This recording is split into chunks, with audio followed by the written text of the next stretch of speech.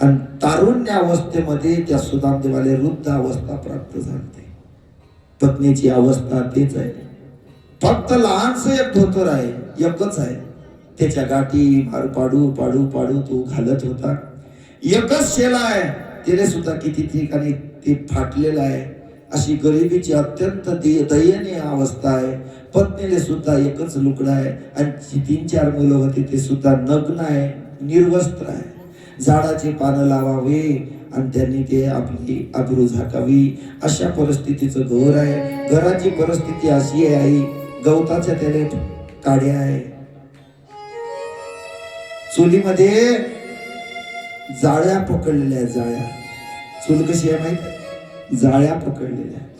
त्या चुलीमध्ये किती दिवस झाले काही शिजलंच नव्हतं. काड्या थंड झालेल्या आहे. अन्न घरी नाही.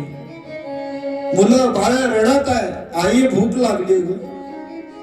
ऐका बरं, सुदामदेव बाहेरून भजन करून आले. हातामध्ये चिपटाळी आहे, एक तारी विणा आहे. घराचा एक खांब धरला सुदामदेवानं आणि त्या खांबाचा आधार घेत घेत देवाच्या श्रीमूर्ती समोर बसले. उपाशी रडणारे मुलं त्याच्या डोळ्याने दिसले, मन भरून आलं. मुलं आई लेकराला समजावत होती. सुदामदेवानं आपले डोळे झाकले आणि भगवंताचं भजन करू लागला. भजन करणाऱ्या नवऱ्याजवळ सुशीला गेली आणि हातात हात धरला. मालक, फाटका संसार करते मालक, तुमच्याबद्दल नाराजी नाही बरं मालक. मालक, ज्या परिस्थितीत तुम्ही परिस्थितीमध्ये तसं दुःखमय जीवन जगसान ना मालक, तसं मी जगायला तयार आहे मालक. असे हात जोडले तर काय म्हणले, मालक लेकराकडे पावल्या जात नाही. असं म्हणल्याबरोबर बाप होता नाही ते मन भरून आलं त्याच. सुशीला उठली. ते गारगोट्या असते नाही, गारगोट्या, एका गंजामध्ये गारगोट्या, गंज काय तर ते मातीच खापर होत. पाणी टाकलं सुशीलेनं, गारगोट्या टाकल्या आणि चुलीला अग्नी लावली शेजारच्या घरच्या. लेकर रडत, आई आई मी 5 दिवस झाले का अन्नाचा कण खाल्ला नाही. सुशीलानं पाणी पाजलं. आई लेकराचं ओठ चिपकलेले होते, डोळे खोल गेले. त्या देहातून जणू प्राण निघून जाते ही अवस्था त्या मुलाची झाली. आईचं अंतःकरण भरून आलं आणि त्या चुलीवरचे गारगोटे आवाज करू लागले, खळखळ खळखळ खळखळ. काय म्हणजे लेकराला माहित आहे, हे बाळा चुलीवर शिजत आहे ना, पाणी प्या, झोपा, मी उठवतो तुम्हाला, झोपा बरं. आणि 4 लेकर मांडीवर घेऊन सुशीला झोपू घालली. डोळ्यात पाणी राहिलं नव्हतं वाहवण्यासाठी, एवढी दयनीय परिस्थिती. पण अशा परिस्थितीत मुखातला देव नामस्मरण सुद्धा नाही. लेकराले डोळा जड झाला, भारी झाला. मुलाने खाली ठेवलं. सुशीला नवऱ्याजवळ गेली, मालक भजन कोणाचं करता तुम्ही?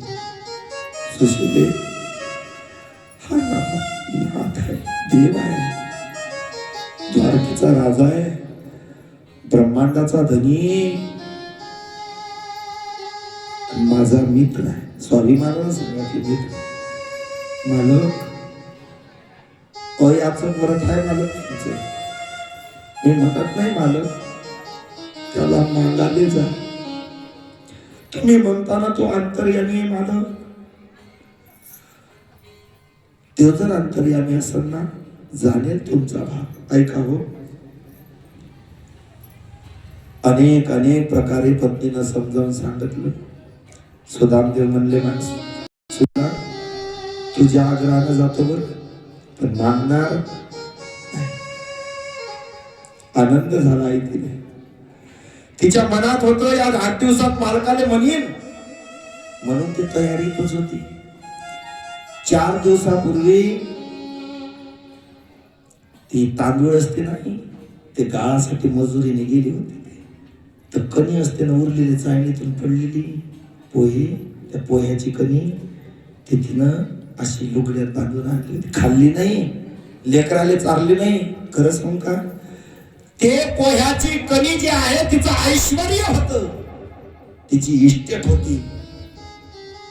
लेकराले खाऊ घालायची इच्छा होती तिची, पण तिला माहित आहे मालकानं जर हो म्हणलं तर सोबत काय द्यायचं. काय म्हणली, मालक राजाकडं गुरुकडं आणि देवाकडं जात असताना रित्या हात जायचं नसते. बाबर एवढ्या दयनीय परिस्थितीमध्ये पतीला धर्म सांगत आहे. तिला पत्नी म्हणावा, आई कार्येषु मंत्री करणेषु दासी भोजनेषु माता शयनेषु रंगा म्हटलेलं आहे शास्त्रानं. पत्नी होणं एवढं सोपं नाही. एखाद्या वेळेत जर पती चुकत असत तर मंत्र्याप्रमाणे त्याला मार्गदर्शन केलं पाहिजे बाईच्या जातीनं. इथं चुकते तुमचं हो, प्रेमानं सांगा. चुकते ना माणूस, मंत्र्यासारखं मार्गदर्शन करा त्याला. तुम्ही मंत्री आहे. भोजनेषु माता म्हटलेलं आहे. जर पती थकून आला तर म्हणायचं नाही ते तिथं घ्या मी थकली नाही. याला पत्नी म्हणत नाही. थकून आला तुम्ही थकल्या, ताट सजवा, वाढवा, वाढा ताट आणि मांडी घालून बसा, आग्रह करा, हो जेवा ना. थकले ना तुम्ही, एखादी चवतकोर घेतली तर काय बिघडते. स्वयंपाक सुद्धा नाही झाला का, भाजी गोड नाही झाली का, घ्या ना थोडं. जशी माय लेकराले ममत्वानं चालते ना, तसं पत्नीनं त्या आदरानं त्या भावनेनं चाललं पाहिजे. नवऱ्याला तिचं नाव पत्नी आहे. भोजनेषु माता म्हटलेलं आहे, शयनेषु रंभा म्हटलेलं आहे. पत्नीले उपदेश आहे, सुशील देत आहे. सुशीला मालक जात असताना देवाकडे रित्या हाती जायचं नाही. देवाकडे जाताना तुम्ही दर्शनाले रिकाम्या हाताने कधी जायचं नाही. तुमची परिस्थिती नाही, परिस्थिती नाही, पेढा घेऊन जा. पेढा घेण्याची ताकद नाही, उदबत्ती घेऊन झाल्या, महाग झाल्या. घरचं फुल तोडा, ते फुल तरी घेऊन जा. रिकाम्या हाताने जगाच्या मालकाकडे कधी जाऊ नये म्हणा. राधे राधे. गुरुकडे जात असताना रित्या हाताने कधी जायचं नाही आणि राजाकडे जात असताना रित्या हाताने जायचं नाही. माझं हे थोडेसे पोहे दे जा. सुधामदेव निघला. ऐकत आहा ना, निघला. परिस्थिती कशी आहे त्याची माहिती आहे. कमरीला फाटकत धोतर आहे, हातापायाच्या काड्या आहे, खांद्यावरती डोक्यावरती लहानसं एक असं फाटका शेलाय मळलेला आहे. अरे शेला मळलं असं, पण अंतःकरण स्वच्छ होतं त्याचं. कपडे किती निर्मळ आहे आपलं त्याच्याकडे लक्ष जाते, पण त्याचं अंतःकरण किती निर्मळ आहे आपण कधी पाहत नाही. ऐकत आहा ना, ते निर्मळ असा अंतःकरणाचा सुदामदेव मळलेल्याच्या याच्यामध्ये एक सुंदर असे पोहे बांधले आणि सुदामदेव निघलेला आहे. चले श्याम सुंदर से मिलने सुदामा, चले श्याम सुंदर से मिलने सुदामा, चले श्याम सुंदर से मिलने सुदामा, चले श्याम सुंदर से मिलने सुदामा. जाते जाते मुख में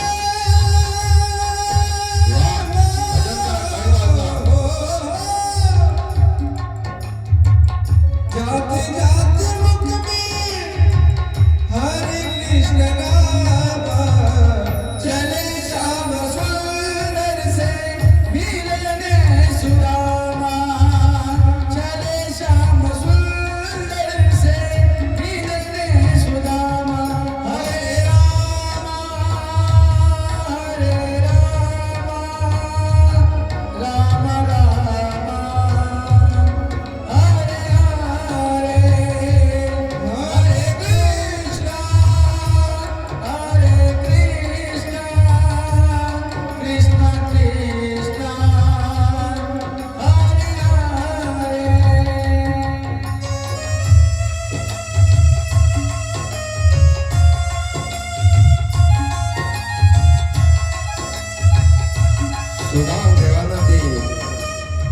पुतळी खांद्यावर घेतली.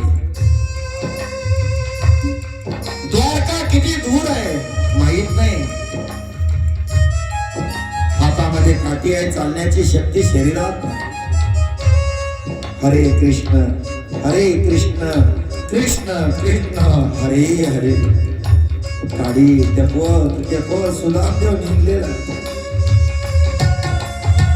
पंढरपूर